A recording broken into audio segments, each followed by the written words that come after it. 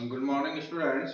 देखिए, आज मैं आपको हिस्ट्री यूनिट नंबर 5, ठीक है, जो जिसका टाइटल है यात्रियों के नजरिए समाज के बारे में उनकी समझ लगभग 10वीं से 17वीं शताब्दी तक।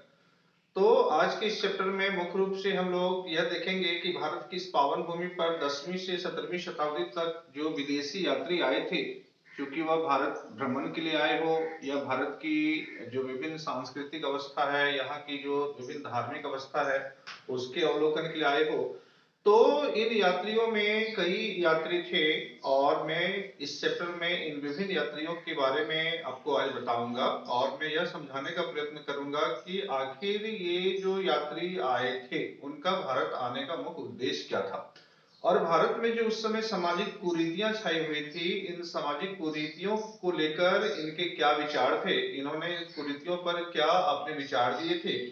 तो आज यात्रियों के नजरिए समाज के बारे में उनकी समझ लगभग 10वीं से 17वीं शताब्दी के मध्य की जो चैप्टर है, इस चैप्टर से मैं सबसे पहले तो आपको कुछ ऑब्जेक्टिव क्वेश्चंस प्रोवाइड कर देता हूं।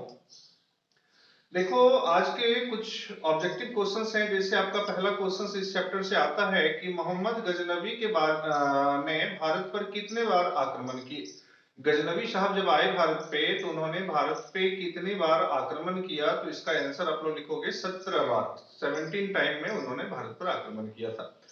दूसरा है सूफी संत अथवा सूफी मत के दो संतों के नाम बताइए। तो सूफी संत अथवा सूफी मत के दो संत के नाम हैं, क्या नाम है, तो एक है आपका मोहिउद्दीन चिश्ती और दूसरा बाबा फरीद।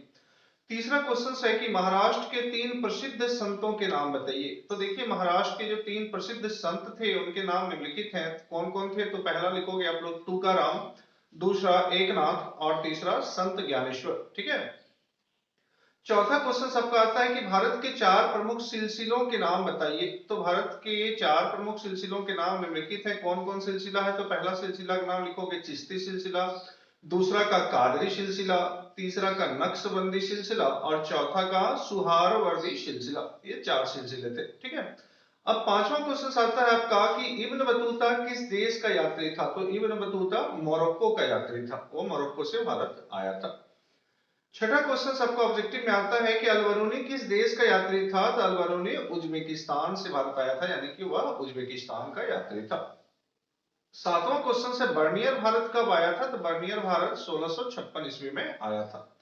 आठवां क्वेश्चन आपका जो है वह है किताब उल हिंद की रचना किसने की। तो बिल्कुल सिंपल वे में हम लोग इसका आंसर लिखेंगे अलबरूनी। अलबरूनी ने किताब उल हिंद की रचना की। नौवां क्वेश्चन से रिहला नामक पुस्तक जो है उस पुस्तक की रचना किसने की। तो इसका आंसर लिखेंगे इब्न बतूता। और अंतिम जो 10वां ऑब्जेक्टिव क्वेश्चन है, मोहम्मद गजनवी ने सोमनाथ के मंदिर पर कब आक्रमण किया। तो इसका हम लोग लिखेंगे 1026 ईस्वी में, 1025 1026 ईस्वी में। अब यहाँ पे देखो एक थोड़ा सा प्रॉब्लम क्या है, तो एक्चुअली इसका हम लोग आंसर करते हैं 1025 ईस्वी। ठीक है। 17 टाइप में वो सोमनाथ मंदिर पर आक्रमण किया था और उस पीरियड था 1025 ईस्वी। ठीक है।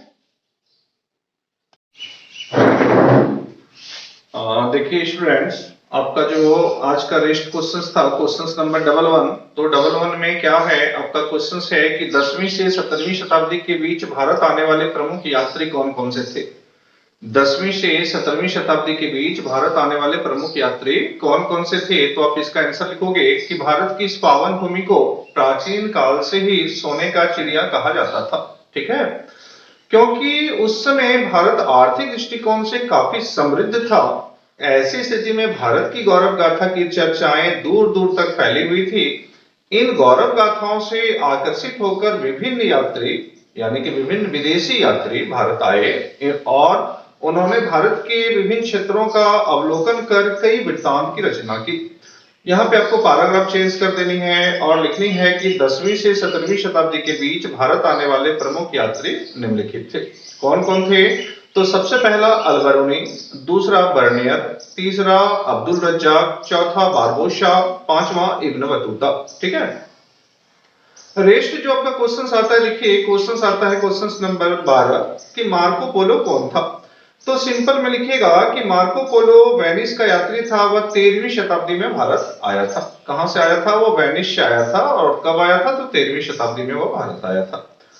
नेक्स्ट क्वेश्चन आपका है क्वेश्चन नंबर 13। इब्न बतूता द्वारा दास प्रथा के संबंध में दिए गए साक्ष्यों की विवेचना कीजिए। देखिए क्वेश्चंस आप समझिए। इब्न बतूता जब भारत आया था तो उसने भारत की सामाजिक स्थिति को देखा, और सामाजिक स्थिति को जब उसने काफी नजदीक से देखा तो उसने पाया कि भारत में दास प्रथा प्रचलित है। ठीक है, यानी कि दास का मतलब होता है जिसको हम लोग गुलाम बना लेते हैं। ठीक है, तो आप इसका आंसर को लिखोगे बहुत ही सिंपल वे में लिखोगे, ताकि आपको एक बार ही इसको पढ़ने से आपको यह पूरी गाथा समझ में आ जाए। तो इब्न बतूता मोरक्को का यात्री था, आप जानते हो। वह 14वीं शताब्दी में भारत आया था, यह भी आप जानते हो। ठीक है, जब वो 1333 ईस्वी में भारत आया था तो उस समय भारत की इस पावन भूमि पर मोहम्मद बिन तुगलक का शासन चल रहा था, और वो दिल्ली का उस समय शासक था। ठीक है, उन्होंने भारत के विभिन्न क्षेत्रों का भ्रमण किया। किसने? आपको ये इब्न बतूता ने।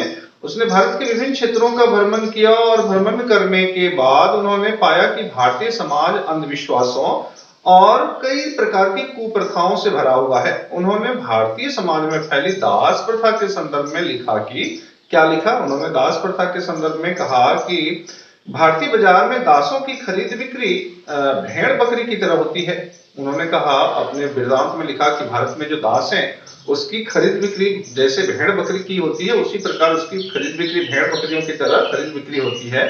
इन दासों में स्त्री और पुरुष दोनों होते हैं। दासों को कृषि कार्य के साथ साथ पालकी ढोने का काम दिया जाता है। तो जो दास होते थे उसको मुख्य रूप से क्या कार्य दिया था? तो कृषि कार्य में लगा दिए जाते थे, उसको पालकी ढोने का कार्य दिया जाता था। ठीक है, जबकि दासियां संगीत और गायन का कार्य करती थी, साथ ही वह अमीरों पर नजर रखती थी। उस समय दास और दासियां उपहार स्वरूप भी दिया जाता था। तो आप सोच सकते हो कि किस प्रकार 14वीं शताब्दी में भारत में जो सामाजिक खामियां थी। तो इस आधार पर हम कह सकते हैं कि भारत में जो 14वीं शताब्दी थी वह पूर्ण रूप से अंधविश्वासों और अंधविश्वास के साथ साथ वह कई प्रकार की कुप्रथाओं से भरा हुआ था। ठीक है।